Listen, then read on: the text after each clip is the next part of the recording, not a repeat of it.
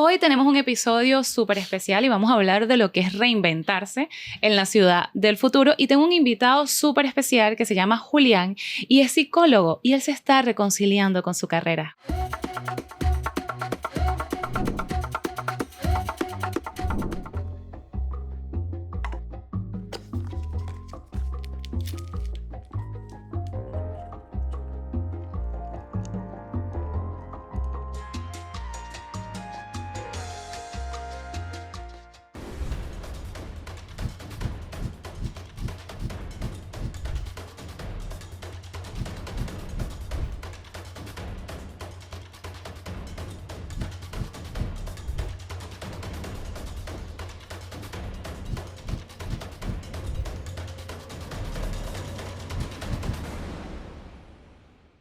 Desde el corazón de Venezuela hasta Dubái, nace Doña Eli. Aquí todo se hace con amor. Los tequeños, ahora de maíz, son únicos, crujientes por fuera y suaves por dentro. Porque más que un bocado, es un viaje directo a nuestra querida Venezuela. Julián, muchísimas gracias por estar aquí con nosotros y me encantaría escuchar tu historia y cómo te están reinventando aquí en Dubái. Vale, gracias. Gracias primero por la invitación. Pues mira, yo nunca lo había, digamos, nombrado así, como reinvención, pero es bastante acertada el concepto o la idea. Pues básicamente yo me gradué de psicología en el 2016, 17 más o menos, hace casi 10 años. Y justo en ese momento cuando me gradué, creo que no tenía la preparación emocional o no estaba lo suficientemente dispuesto a afrontar esa responsabilidad. Entonces me fui por otra rama de la psicología, porque igual ya tenía cierta experiencia en una industria allá en Colombia, yo soy colombiano. Entonces me especialicé en psicología del consumidor y marketing. Entonces nada de pacientes, nada de salud mental, es simplemente psicología aplicada al marketing y a las ventas. Claro. Y desde entonces empecé a trabajar en áreas de ventas desde el 2016, 17 más o menos. Y más o menos y digamos que mi carrera aquí en Dubái, desde que llegué, pues empecé en hospitality porque es la manera, digamos, más fácil de entrar a la industria o el mercado laboral. Pero tan pronto pude, al año que empecé a trabajar, ya me vinculé a una empresa de tecnología y la idea siempre fue trabajar en ventas. Y en eso llevo ya más o menos 4 años aquí en Dubái. Pero hace un año empecé a reconciliarme con la clínica, empecé a reconciliarme con tal vez como la idea o la alternativa de volver a ver pacientes, ¿Y por qué dices reconciliarte? Porque la dejé abandonada, de alguna manera la dejé abandonada y no volví a pensar en eso, pero siempre, es decir, yo estudié psicología por algo, yo estudié psicología porque yo sentía esa afinidad a través de la conexión que tú tengas con una persona, poder brindarle herramientas para que pueda sortear ciertas situaciones. Pero de nuevo, no me sentí preparado y digamos que la dejé abandonada de alguna manera, entonces me reconcilié porque muchas personas alrededor de mi vida empezaron a notar que para lo que yo era bueno de alguna manera era eso. Y yo creo que luego empecé un proyecto en Instagram, un proyecto digital hace más o menos 2 años donde empecé a crear contenido de psicología, mentalidad, buenos hábitos, paternidad más o menos. Ahí ya llevaba siendo papá más o menos como unos 6 meses. Y mucha gente empezó a conectar con el contenido. De a poquitos, no fui muy constante al principio, pero digamos tenía meses donde publicaba mucho y entonces me iba bien.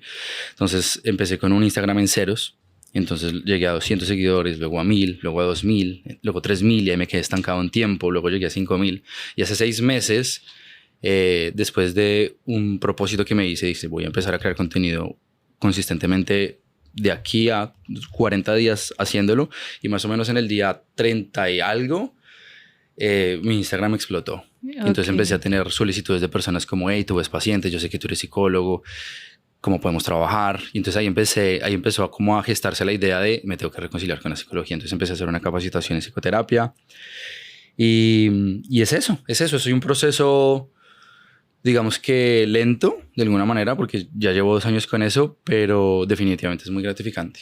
Claro, pero también siento que te perdiste capaz en el camino, y no es que te perdiste, sino que creo que el camino te llevó a aprender mucho más para volver a reconectar con esa parte de ti que era lo que te gustaba.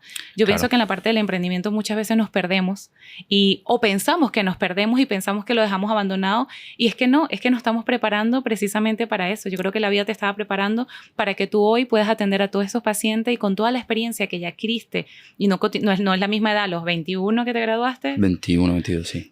Ahora que ya que eres papá, tienes 2 hijos, o sea, toda esa experiencia es lo que tú le vas a aportar hoy en día a esa comunidad, ¿no? Totalmente de acuerdo. De hecho, si uno... Hay una frase que me gusta mucho que dice, uno solo entiende la vida en retrospectiva. Sí. Entonces, cuando uno está ahí metido en el embrollo, uno dice, ¿pero por qué me está pasando esto? Y luego 5 años después uno dice, claro, ya sé por qué me pasó. Sí. Yo tenía que haber aprendido esto para vivir lo que estoy viviendo ahora. Entonces, claro, yo tenía... Pues para poder tener la comunidad que tengo ahora, yo tenía que ser papá primero, que ser esposo, migrar, con todo lo que eso te enseña.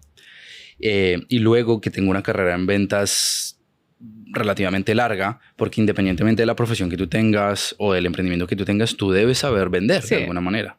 O sea, yo ofrezco y yo vendo servicios de psicología, pero si yo no sé ofrecerlos, si yo no sé venderlos, y eso fue lo que yo aprendí. Entonces, lo que yo pensaba hace poco es, Dios de alguna manera me puso en todas esas situaciones, rol de esposo, rol de vendedor, rol de padre, y ahora sí, ya con esto, recuerde la psicología y ahí sí pongo en práctica. Exactamente. Como yo lo veo, estoy poniendo en práctica lo que yo para mí considero que es como mi vocación, mi pasión.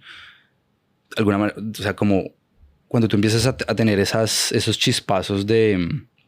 como esa intuición de que esto es lo que a mí de verdad me gusta, es tu don, pero tu don no es algo que es un talento, es algo que tienes que trabajar. Tú tienes cierta vocación y te gusta porque sientes como ese fuego adentro cuando lo haces, pero eso no quiere decir que naturalmente eres bueno para algo. Tienes que igual ejercitarlo. Exactamente, o sea, yo creo que ese es el máster de vida. Exacto. O sea, aunque tú tengas que hacer un máster de psicología, sí, pero Dios te puso que todo eso era el máster completo que estabas haciendo. No lo sabes hasta el día que te das cuenta y dijiste, wow, yo estaba en el máster. Ahora ya estoy graduándome para ejercer la carrera, ¿no? Sí. Yo, por ejemplo, yo me sentía súper mal porque yo tengo miedo a la exposición, aunque hago un podcast, aunque grabo contenido. No parece. Exacto, ¿ves? Todo el mundo me dice, Sore, pero no parece. Sí, pero tengo mucho miedo a la exposición. Me daba mucho miedo. Pero cuando hice introspectiva de mí, era que tenía miedo al que dirán. Entonces, eso me generaba cierta ansiedad a la hora de sacar mi proyecto. Y cuando me reconcilié con eso, siento que estoy hecha para comunicar, estoy hecha para ayudar a otros emprendedores también a buscar en qué quieren emprender, cómo lo quieren hacer y ayudarlos, ¿no? Y a guiarlos. Pero si yo no hubiese pasado todo ese proceso, no pudiera ayudarlos el día de hoy. Claro, ¿sabes? Claro. O sea, hay un psicólogo que decía, lo más valioso que vas a encontrar en tu vida lo vas a encontrar después del miedo. Sí, Entonces, totalmente. cuando superas el miedo al que dirán, en tu caso, pues encuentras esto, que es lo que de verdad querías hacer. O sea, las cosas más valiosas que existen en la vida, uno las encuentra en los lugares a los que no quiere mirar. O sea, cuando empiezas a mirar ahí, ya dices, claro. No, pero es horrible. Tú sabes que ese proceso creo que es muy fuerte cuando, no sé si te ha pasado alguna anécdota con algún paciente de que es complicado sanar, es complicado entrar en ese proceso, es complicado porque, por ejemplo, para yo reconciliarme con esa parte del miedo a exponerme, es que era que yo quería, hasta me podía sentir enferma y podía decir, no, es que Total, no, hoy me siento mal, es que hoy tengo migraña, es que todas las millones de cosas que existían era por eso, era por miedo, por miedo a exponerme. Claro, es que el crecimiento real tiene que doler. Si no duele, no es crecimiento. ¿No hay una forma que no duela? No. O sea, no hay una pastilla mágica que nos deja ahí y nos diga... No, ojalá, pero no. Lo que pasa es que yo siento que nuestra generación y las generaciones que vienen estamos de alguna manera, ¿cómo decirlo?, adictas a la facilidad o a la comodidad. Entonces, nosotros crecimos en un contexto donde estamos expuestos a muchas alternativas, donde tú tienes que ser feliz y puedes hacer lo que quieras. Entonces, cuando tú combinas esas dos ideas que se incrustan en tu mente, cuando tú las combinas, te vuelves evitativo al dolor. Sí. Pero, o sea, el dolor es buenísimo. O sea, el dolor es, más que buenísimo, el dolor es necesario. O sea, todos tenemos que cargar una cruz para poder renacer. Sí. De alguna manera, usando terminología cristiana. Sí, pero es complicado. Pero digamos que esa esencia o ese patrón se vive en miniatura en la vida de cada uno. O sea, y yo creo que nadie quiere pasar por ese proceso.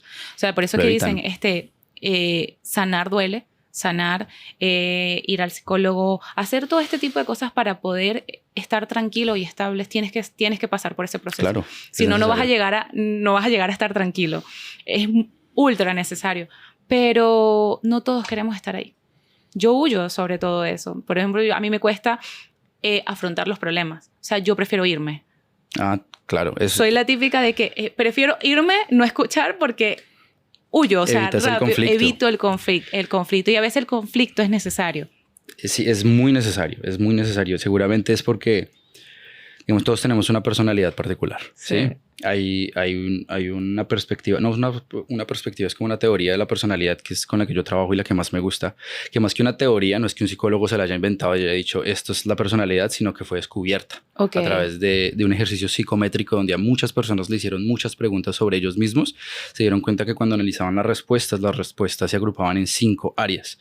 Entonces una de esas áreas en inglés es agreeableness, pero en la traducción al español no me gusta, pero es como simpatía o empatía. Entonces, las personas que marcan alto en ese rasgo de personalidad, que seguramente es tu caso y también es el mío, son personas que les gusta trabajar con otras personas, que son muy empáticas, que no les gusta ver el dolor en alguien, no les gusta ver el dolor en los animales. Y las personas que son muy bajas son personas que usualmente trabajan con cosas, ingenieros, trabajan en lugares bastante fuertes o son directores, porque a ellos de verdad no les importa lo que tú pienses. Sí. Entonces, las personas que somos así, altas en simpatía o en agreeableness, nos cuesta mucho afrontar el conflicto, nos cuesta muchísimo. Entonces, eso es un problema. En algunos casos también tiene sus ventajas. Es decir, todos los rasgos de personalidad no hay ni uno bueno ni malo, sino que dependiendo de la situación tienes ventajas y desventajas. Pero en tu caso, por ejemplo, y en el mío también, porque yo soy alto en simpatía y mi esposa también. Entonces, en el caso de la pareja, por ejemplo, cuando los dos son altos, pues evitan el conflicto. Y cuando tú en una convivencia evitas el conflicto, pues no estás haciendo nada porque debes a mí me gusta decir, debes pelear. Claro. Pero debes pelear no para tener la razón, sino para reconciliarte. Exacto. Entonces, cuando tú te das cuenta de eso y dices, listo, bueno, vamos a pelear más.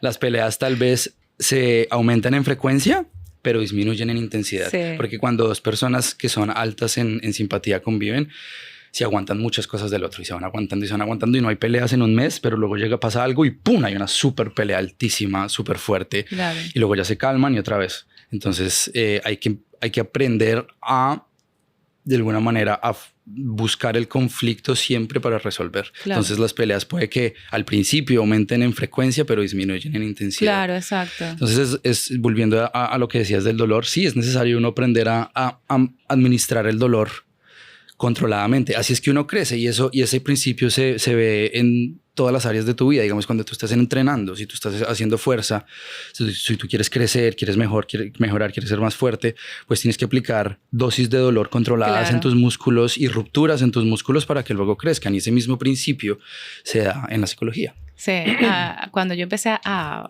ir a... No es totalmente psicología, sino coach. Sé que pues hay una diferencia entre los psicólogos, los coaches, es totalmente diferente. Pero cuando empecé a asistir, yo oía a veces de la... O sea, le ponía miles de cosas a ella como que, ay, hoy no puedo, hoy no sé cuánto, porque yo sabía que sí iba a llorar, que ese día me iba a sentir súper mal, que la meditación, que no sé cuánto, mira hacia adentro. Y cada vez... pero luego, después que pasé eso, yo, wow, pero Sore, ahora te sientes más libre, ahora estás, o sea, soltaste ese peso. Claro. Y ahora, pero claro, no lo ves hasta que no pasas por ahí. Y eso es lo que no entendemos mucho, que cuando tú huyes de eso, no sabes lo sanador que es después, porque capaz ahí caes en un túnel, es súper oscuro, empezar a ver todos los problemas que tienes y luego ves la claridad. Pero hasta que no pasas de ahí, no vas a ver la claridad. Y puedes permanecer en oscuridad toda tu vida si no buscas ayuda, ¿no? Hablando del tipo de personalidad, mi esposo es totalmente al contrario que yo. Yo soy súper empática, pero bajo demasiado. En simpatía. Él es súper bajo. O sea, bajo. Pero nos llevamos muy bien porque lo que yo no soy lo es él. O sea, y compaginamos muy bien. Y aunque yo evito la pelea y él la confronta, pero lo solucionamos ahí mismo y quedó allí. Pero somos muy diferentes. Muy diferentes. Y él me dice, Soria, tú eres demasiado empática. O sea, tienes demasiada empatía. Incluso yo me puse a buscar en YouTube cómo entender a alguien que no tiene empatía. Te lo juro, por Dios. O sea, ¿y qué te pareció? Muchas cosas, y era complicado estar con una persona que no tiene empatía a una persona que tiene demasiada empatía. Es más complicado para ti que para él. Es más complicado para mí. Claro. Entonces yo entendí un día de tanta pelea que yo intentaba explicarle a él cómo yo me sentía, yo entendí que no era un problema, o sea, que éramos personas totalmente diferentes y no es que él era mala persona, es que él era totalmente diferente y lo que él veía como algo normal, yo lo veía como algo grave. O sea, yo podía ver que él veía al perro que se estaba muriendo y le decía, bueno, pero que busque el dueño y tal, y yo quería ayudar al perro, por ejemplo, y él decía, pero qué mamá de verdad, ese perro no es mío. Y yo decía, pero ¿cómo te va a dar igual el perro? ¿Me entiendes? Total. Él lo veía de una manera, yo lo veía diferente, entonces es complicado. Mira que usas un concepto clave que es yo lo veía de cierta manera, porque cuando uno habla de personalidad, las personas piensan en la personalidad, que es algo como cómo actúas. No, mi personalidad es la manera en que yo actúo, pero es más allá de eso, no es la manera en cómo actúas, es cómo ves el mundo, son tus gafas. O sea, aquí si yo hice el ejemplo que del perro es perfecto, porque tú ves dolor, tú ves sufrimiento y él no ve eso. Por eso es que no reacciona igual. O sea, no es porque él se comporte de cierta manera, es porque él ve el mundo a través de otros lentes y no va a generar las mismas reacciones que tú tienes. Porque estás... Entonces, ahora el problema es pon a dos lentes perceptivos de la realidad diferentes a vivir en un mismo espacio. O sea, es cuando en la convivencia ocurren problemas, porque pues la sala que yo estoy viendo no es la misma sala que mi esposa está viendo. Yo le digo, pero está bien. Y ella me dice, no está bien. Tiene que estar más organizada. Y yo, bueno, claro, es porque nuestros lentes a través de nuestra personalidad son diferentes. Entonces, son realidades, literalmente son realidades distintas. No es lo mismo que estamos viendo. Es completamente cierto. En tu programa, ¿qué vemos? O sea, el programa que tienes ahora mismo en la parte de psicología, ¿qué tratas? ¿Cómo nos ayudas?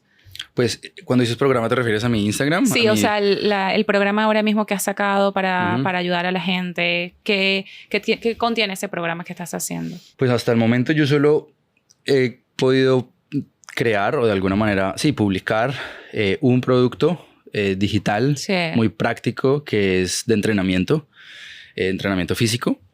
Que ese ya lo tengo publicado en mi Instagram y además la asesoría 1 a 1 conmigo.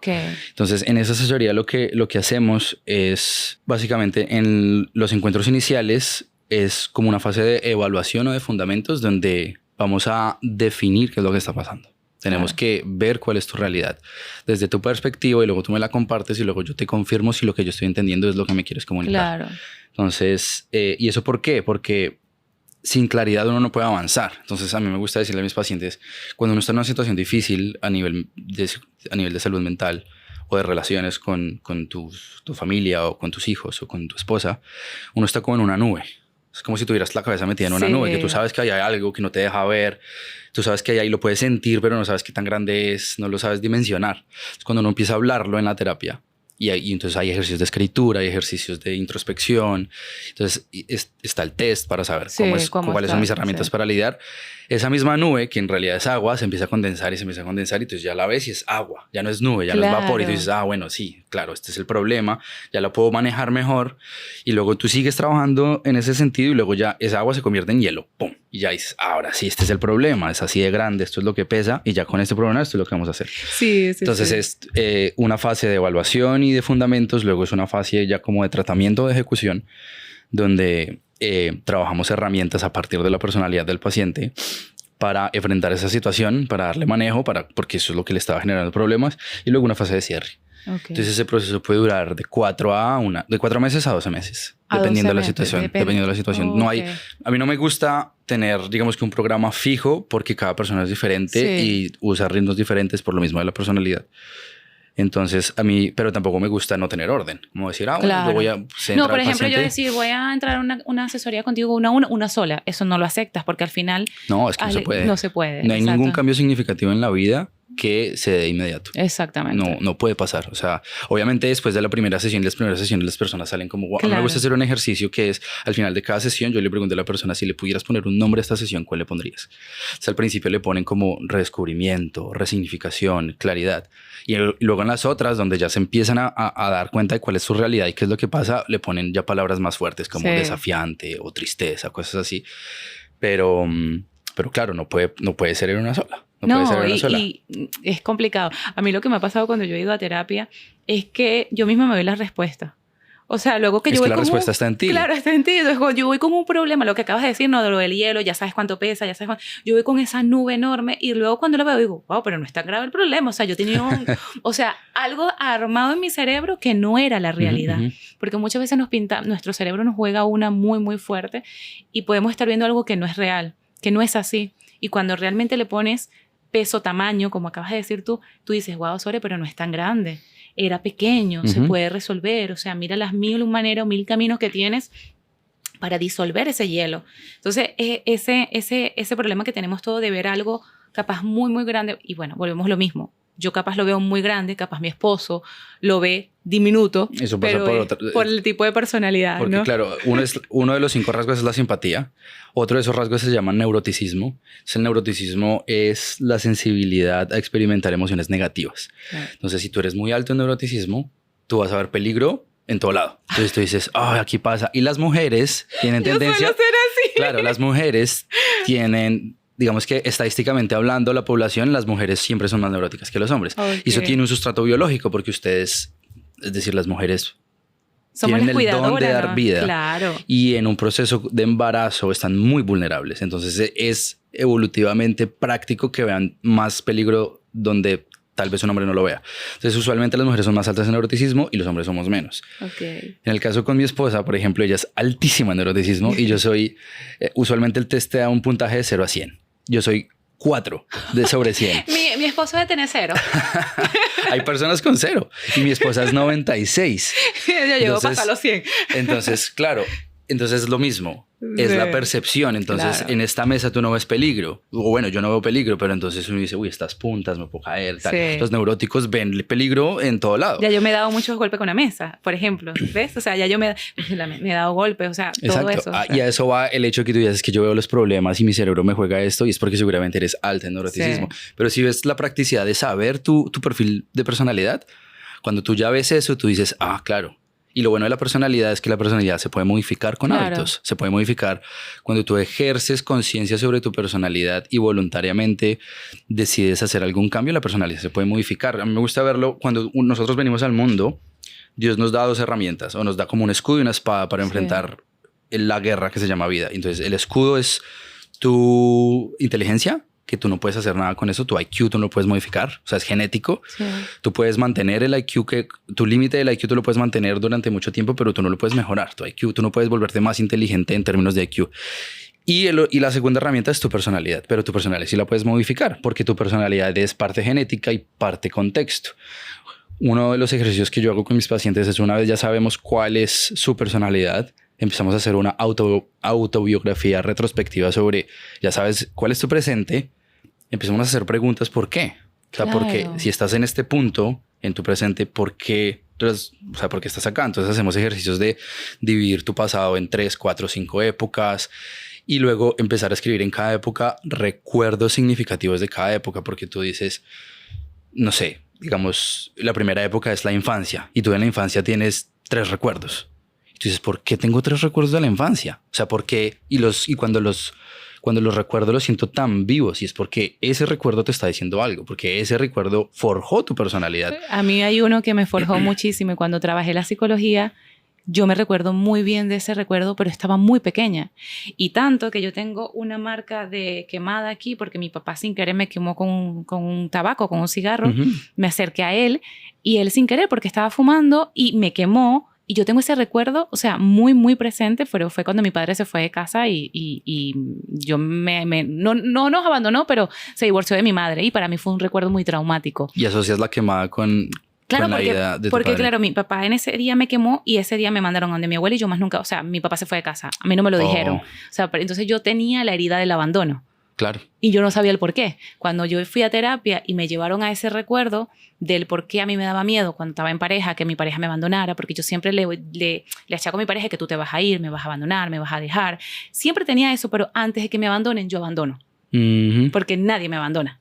¿Sabes? Claro, no te la van a volver a hacer. No me la van a volver a hacer. Entonces, claro, yo podía hacer que mis parejas se fueran, pero porque yo estaba buscando que me abandonaran. No sé si me explico. Completamente, sí, te entiendo. Sí. Entonces, ese proceso y ese recuerdo, me llevaron a ese recuerdo y yo dije, claro, porque mi padre, en teoría, es pequeña, me abandonó.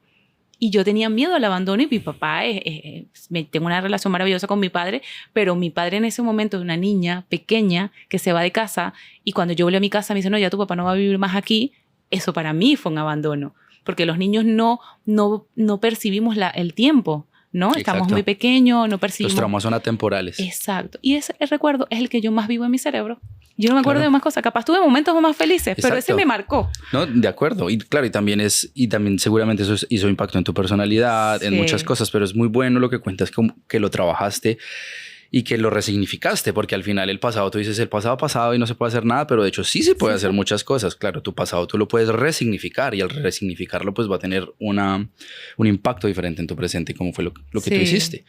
Y te puedo preguntar, sí, durante ese proceso terapéutico reconocieron que, digamos que la raíz de ese trauma de abandono fue esa experiencia y cómo lo trabajaste. ¿Qué ejercicios hiciste para resignificarlo? Sí, trabajamos mucho el tema de la meditación y era como que reconciliarme con mi niña interior. Porque ¿qué pasaba? Que yo tenía la niña interior herida. O sea, muy herida. O sea, sentía que me iban a abandonar todo el tiempo, sentía que estaba en constante amenaza. Y como yo me crié prácticamente sola, porque a los 14 años me fui de mi casa y viví sola, yo iba guerreando por la vida. Entonces yo iba como que no me importa nadie, o sea, nadie me dice nada porque yo estoy sola, yo he guerreado sola y puedo sola. Pero esa niña se sentía sola, o sea, se sentía muy abandonada. Entonces, bueno, entre la terapia que hicimos meditaciones y fue a pedirle perdón. O sea, la niña adulta fue a pedirle perdón a la niña pequeña. ¿Le hablaste? Y hablé con ella. Fue un proceso muy duro, ¿eh? Claro. Hoy en día te lo digo muy bien, pero ese proceso para mí fue muy, muy duro porque yo no quería verlo. O sea, no quería vivirlo, yo no quería recordarlo. Y cada vez que lo recordaba, incluso parábamos la terapia. Porque era muy duro para mí agarrarla de la mano, decirle, vas a estar bien, estamos logrando de grande lo que tú jamás te imaginaste. Te pido perdón, porque claro, ¿qué pasaba? Que esa niña herida estaba dañando mis relaciones. Claro. Estaba dañando mi relación con el dinero, mis relaciones con mi pareja, mis relaciones con mis emprendimientos. Yo no sabía que todo eso me estaba afectando. La gente no sabe lo importante que es ir a terapia. No se lo imaginan, porque muchas veces los bloqueos que tú tienes, tanto en tu negocio, en tu matrimonio, con tu hijo, vienen de todos los traumas que tú tienes atrás. Yo tuve que reconciliarme con mi madre porque yo no tenía una buena relación con mi mamá y aunque no se lo dije a ella, yo tuve que escribirlo en una carta. Simbólica, la carta simbólica, sí. Exacto, yo tuve que hacer esa carta diciéndole todo lo que yo le diría a mi madre. Y es extremadamente terapéutico, porque nunca lo has hecho. No, pero fue muy duro. Claro, es duro, pero volvemos de nuevo, el dolor es necesario. Es súper necesario. O sea, en este momento estás muy agradecida con ese dolor. Estoy muy agradecida porque a partir de ahí vi la relación de una manera muy diferente. Vi las relaciones de pareja muy diferente. Mi vida dio un cambio muy brusco. En ese momento que yo estaba empezando terapia, yo me acuerdo que estaba empezando a emprender nuevamente, porque yo he emprendido muchas veces, pero no se me daban los emprendimientos. Y había una razón. Y esa razón era porque yo estaba arrastrando muchas cosas. Claro. Porque no había sanado, porque no había hecho terapia. Cuando yo hice terapia, mis emprendimientos se abrieron. O sea, me llegaron clientes, yo estaba más clara, tenía más claridad, sabía lo que quería hacer. Claro. Fue un antes saliste de la nube. Después, total. O sea, por eso digo, o sea, es importantísimo la salud mental. Es importantísimo que personas como tú estén aportándole tanto valor hoy en día, también porque estamos muy abrumados con tanta información que hay en las redes sociales, el compararnos con los demás, querer alcanzar el éxito rápido, no pasar por estos procesos, porque también para alcanzar el éxito necesitas esto. Sí, las redes sociales han hecho mucho daño. Demasiado. Más que las redes sociales, la adicción a las redes sociales. Las redes sociales... Sí, no, me gusta refrasearlo porque no es que las redes sociales hagan daño, es una herramienta con la que yo trabajo, con la que tú trabajas. Sí. Tienen muchísimo beneficio, pero es muy fácil caer en la adicción con ellas. Y cuando uno cae en la adicción, pues, tras de que uno ya viene con muchas cosas de la infancia, luego llega esto y es como... Yo creo que las redes sociales son como el mayor analgésico que la sociedad tiene ahorita. Y es un analgésico que... conectándolo con lo que decías, cuando en tu proceso terapéutico te hicieron meditar, te hicieron enfrentar un montón de cosas que no querías y al principio los evitabas y luego volvías. Las personas saben esto y las personas lo sienten adentro, pero entonces como ya tenemos una fuente altísima de dopamina en nuestro bolsillo, apenas yo siento algo, y me desconecto y es una distracción y me adormezco. Pero la salud mental siempre pasa factura. Sí. Y es tan así que eso crece como una bola de nieve hasta que la vida te tiene que dar un impacto en tu presente tan grande que te hace reflexionar y ahí sí, para volver. Y qué chimbo, ¿no? Qué chimbo que esperamos ese impacto grande para poder reflexionar. Y también pienso que lo que dices de las redes sociales, si tuviéramos todos de verdad una buena salud mental, las redes sociales no nos afectara. Fuera una parte de, bueno, voy a ver aquí, voy a compartir y tal, y lo voy a ver desde otra manera. No lo voy a ver como esa dopamina que necesito para continuar. Claro, porque el problema no está afuera, está adentro. El problema no es la red social, el problema no es el alcohol, no es la comida que como, no es la persona tóxica a la que me apego. El problema está adentro. Todas las adicciones vienen de adentro. Sí, todas. Hasta las sustancias más duras que uno se puede imaginar, el problema está adentro, en el vacío, no en la sustancia. Así es. Bueno, ha sido muy buena la conversación contigo. Gracias. ¿Cuáles son tus redes sociales donde te pueden conseguir las personas que yo sé que van a estar encantados de seguirte en las redes sociales, de ver tu contenido? Porque considero que esta parte es sumamente importante en nosotros. De acuerdo, y muchas gracias a ti. La conversación sí estuvo muy, muy chévere. Pues mis redes sociales, yo solo tengo Instagram, es @humanoamateur. Así me encuentran. Perfecto. Y ya, ahí podrán ver mi contenido, lo que hago, pueden contactarme por ahí. Y bueno, un gusto si alguien quiere trabajar conmigo. Muchísimas gracias. No, muchas gracias.